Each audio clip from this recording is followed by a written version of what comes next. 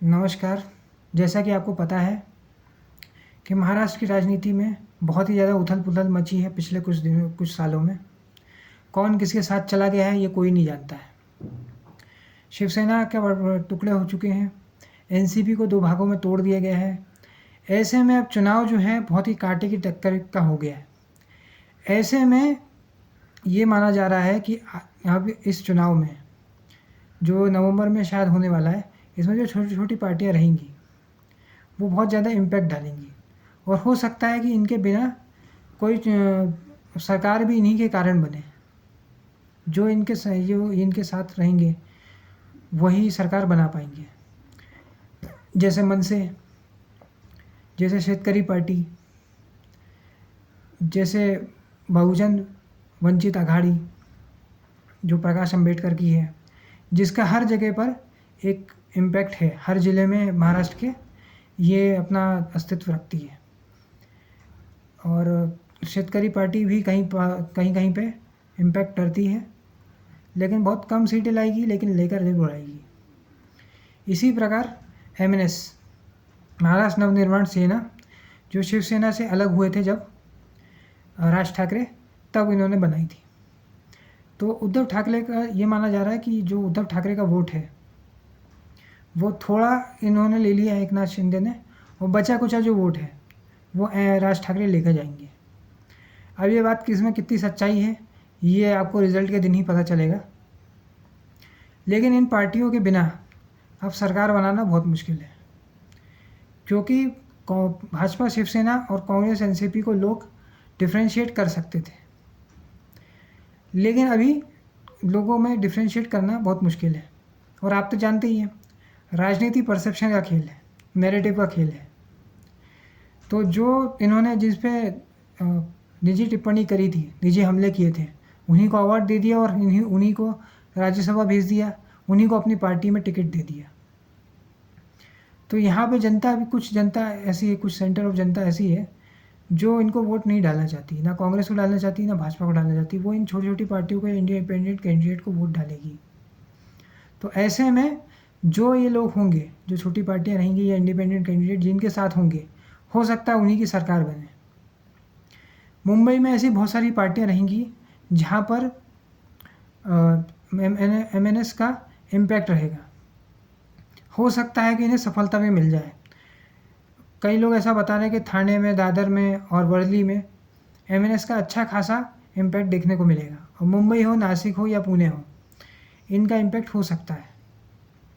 अगर थोड़ा अच्छे से और स्मार्ट प्ले कर दिया और अच्छे कैंडिडेट इन्होंने उतारे तो हो सकता है ये सीटों में भी तब्दील हो। अभी कुछ भी कहना अतिशयोक्ति हो सकता है, बट इनके इम्पैक्ट को नज़रअंदाज नहीं किया जा सकता,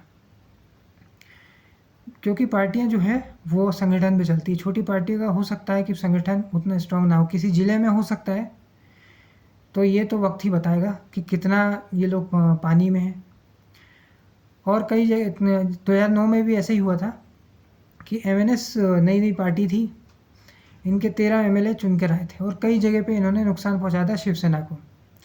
शिवसेना के साथ ही इन्होंने फिर भाजपा को भी नुकसान उठाना पड़ा था और सरकार कांग्रेस एनसीपी की बन गई थी, लोकसभा में भी और विधानसभा में भी।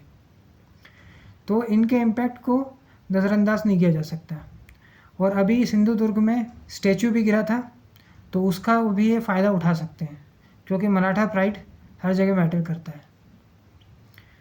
और मराठा प्राइड या भूमिपुत्र की जो राजनीति है वो शिवसेना और मन से करती आई है।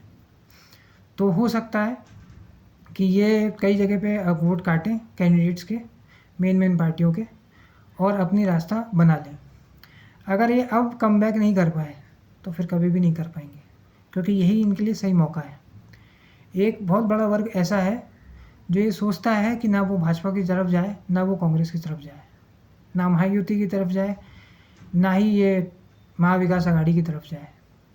तो ऐसे में हो सकता है कि राज ठाकरे के लिए गोल्डन अपॉर्चुनिटी हो सकता है प्रकाश अम्बेडकर के लिए बहुत बड़ी अपॉर्चुनिटी हो सकता है राजू शेट्टी की शेतकरी पार्टी के लिए बहुत बढ़िया अपॉर्चुनिटी हो, ये वापस रिवाइव कर जाए और सरकार में अपने मंत्री या खुद ही मंत्री बन जाए। इसलिए ये अपॉर्चुनिटी कितना ग्रैस्प कर पाते हैं ये समय के साथ ही पता चलेगा। मान लीजिए कि आपके 5-10% वोट भी हैं, तो विधानसभा में तो 5-5 हज़ार का वोट भी आपने किसी का काट दिया तो वो बहुत बड़ा इम्पैक्ट कर सकता है। एक पार्टी की जगह दूसरी पार्टी जीत सकती है।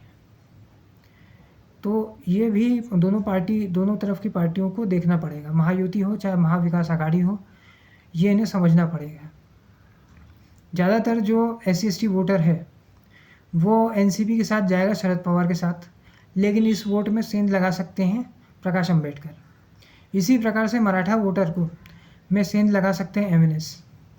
ऐसे ही शेतकरी पार्टी का भी कुछ जिलों में असर देखने को मिल सकता है।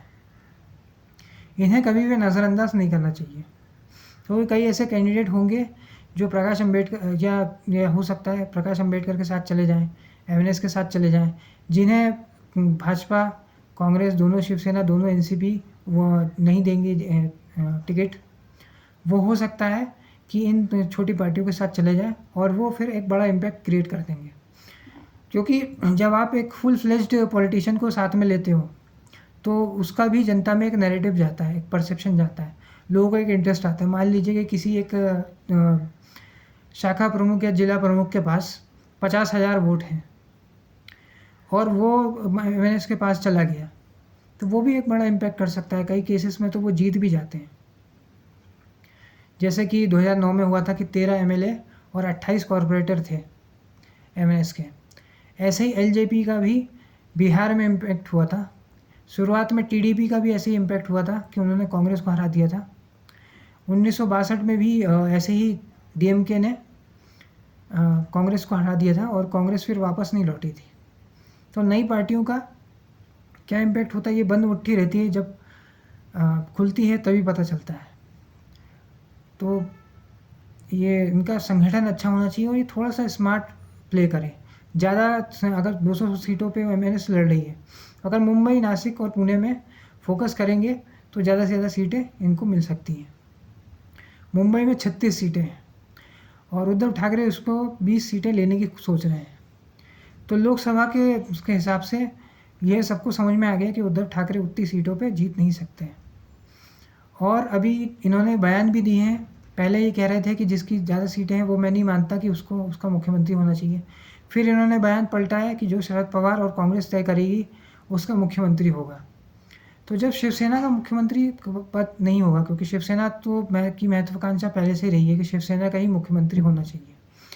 जब शिवसेना का मुख्यमंत्री पद पे नहीं घोषित किया जाएगा तो शिवसेना के कई लीडर जो है वो उनको लगेगा कि हतोत्साहित हो जाएंगे वो, और वो हो सकता है कि फिर MNS में चले जाएं, ये वंचित बहुजन अघाड़ी में चले जाएं, राजू शेट्टी की पार्टी में चले जाएं, कहीं महायुति की किसी पार्टी में चले जाएं। तो इस तरह से हो सकता है कि ये एक बहुत बड़ा इम्पैक्ट कर सके। आज के इस वीडियो में इतना ही। अगर ये वीडियो आपको पसंद आया तो वीडियो को लाइक करें, शेयर करें और चैनल को सब्सक्राइब करें। धन्यवाद।